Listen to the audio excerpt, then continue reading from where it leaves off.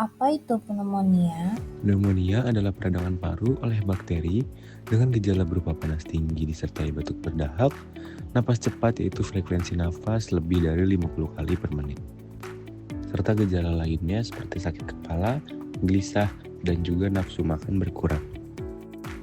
Menurut WHO tahun 2019 juga mengatakan, pneumonia merupakan penyakit infeksi pernafasan yang akut pada organ paru-paru, yang dimana terdapat sejumlah kantung kecil dalam paru-paru yang berisikan udara saat orang sehat bernapas. Selanjutnya, kita akan membahas klasifikasi pneumonia.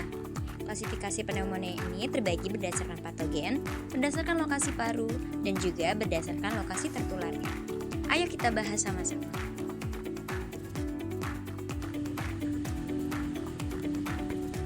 Yang pertama berdasarkan patogen, yaitu 1. Bakteri, umumnya disebabkan oleh bakteri Streptococcus pneumonia. Yang kedua disebabkan oleh virus seperti influenza, RSV hingga COVID-19. Yang ketiga disebabkan oleh jamur, yang dimana menyerang orang-orang dengan imun lemah, misalnya dengan HIV atau pasca transplantasi. Dan yang terakhir yaitu atipikal, disebabkan oleh bakteri seperti Mycoplasma, Legionella, dan juga bisa melibatkan virus maupun jamur. Selanjutnya berdasarkan lokasi paru. Yang pertama, bronchopneumonia, yang dimana infeksi ini terjadi di bronkus atau saluran udara kecil yang menyebabkan bercak-bercak radang. Yang kedua, lobaris, yang dimana infeksi ini menginfeksi satu atau lebih lobus atau bagian besar paru. Yang ketiga, alveolar, yang dimana menginfeksi alveoli atau kantung udara kecil sehingga menyebabkan penukaran oksigen menjadi terganggu. Dan yang terakhir, interstitial. Pneumonia ini adalah jenis pneumonia yang menyerang jaringan di antara alveoli. Nah, selanjutnya kita akan membahas berdasarkan lokasi penularan. Yang pertama, community acquired pneumonia, yang dimana terjadi di luar rumah sakit, misalnya saat berinteraksi di rumah ataupun di sekolah. Yang kedua, hospital acquired pneumonia, muncul 48-72 jam setelah masuk rumah sakit. Penyebabnya biasanya bakteri yang tahan antibiotik seperti MRSA atau Pseudomonas. Yang ketiga, ventilator associated pneumonia, subset dari hospital acquired pneumonia, khusus terjadi pada pasien yang menggunakan alat bantu nafas yaitu ventilator setelah 48 jam. Dan yang terakhir, pneumonia aspirasi, yang dimana terjadi ketika kita tidak sengaja menghirup makanan, minuman, atau muntahan ke paru. Sering dialami oleh orang yang sulit menelan atau kesadarannya menurun. Pneumonia dimulai dari terjadinya inflasi pada paru-paru akibat invasi mikroba. Paru-paru kemudian mengaktifkan sistem pertahanan di mana sel darah putih, sel darah merah, dan komponen darah lainnya berimigrasi ke lokasi infeksi. Hal ini menyebabkan akumulasi cairan di alveoli yang ditandai dengan gejala sesak napas, perkusi redup, dan rongki saat auskultasi. Jadi apa saja gejala utama yang ditimbulkan dari pneumonia? Yang pertama itu demam tinggi atau rendah, dan terkadang juga disertai dengan menggigil. Lalu batuk, biasanya batuk produktif, tetapi bisa juga non-produktif pada pneumonia atipikal. Selanjutnya ada napas cepat atau sesak napas. Ini terjadi akibat adanya gangguan pertukaran gas. Lalu selanjutnya nyeri dada pleuretik. Ini akan terasa tajam dan memburuk saat menarik napas dalam. Ini terjadi akibat inflamasi pleura. Kemudian, pada faktor resiko, terdapat faktor usia, jenis kelamin, penyakit paru, hingga infeksi seperti COVID-19 yang dapat meningkatkan resiko pneumonia.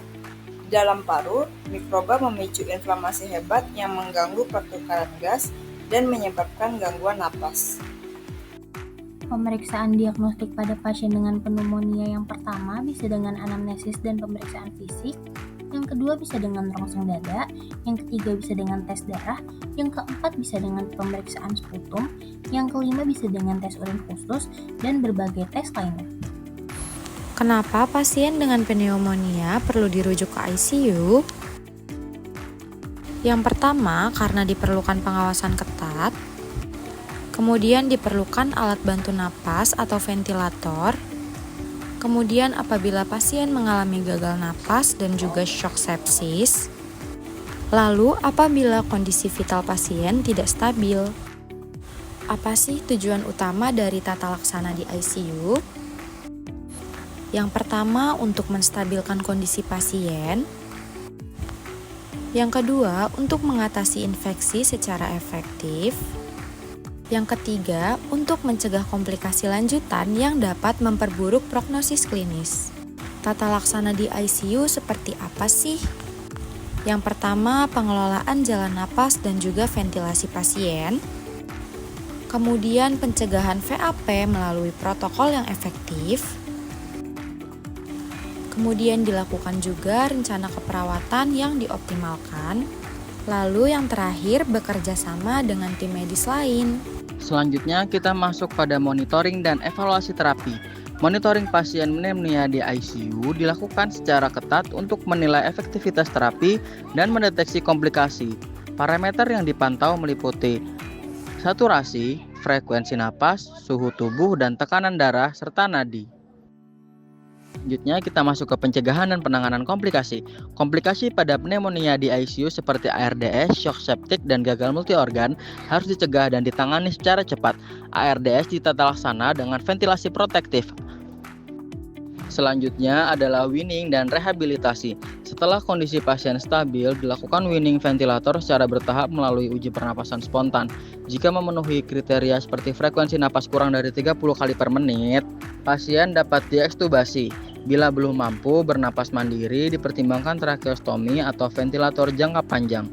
Rehabilitasi dilakukan melalui fisioterapi dada, mobilisasi dini, dan nutrisi lanjutan untuk mempercepat pemulihan. Selanjutnya, pencegahan kekambuhan dan edukasi. Setelah pasien melewati fase kritis, langkah terakhir adalah mencegah kekambuhan.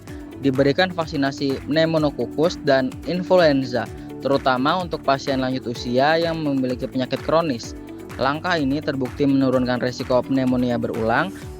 Kemudian, kontrol penyakit penyerta seperti diabetes mellitus, PPOK, dan gagal jantung itu juga sangat penting untuk mencegah kekambuhan atau perburukan kondisi. Kemudian yang tak kalah penting adalah edukasi bagi pasien dan keluarga yang mencakup penanganan tanda-tanda bahaya kekambuhan, pentingnya kepatuhan minum obat, serta perencanaan kontrol dan rujukan pasca rawat ICU. Nafas itu anugerah. Jaga paru-parumu dan edukasi orang-orang di sekitarmu. Pneumonia bisa dicegah, edukasi menyelamatkan hidup. Nafas itu anugerah. Jaga paru-parumu dan edukasi orang-orang di sekitarmu. Pneumonia bisa dicegah, edukasi menyelamatkan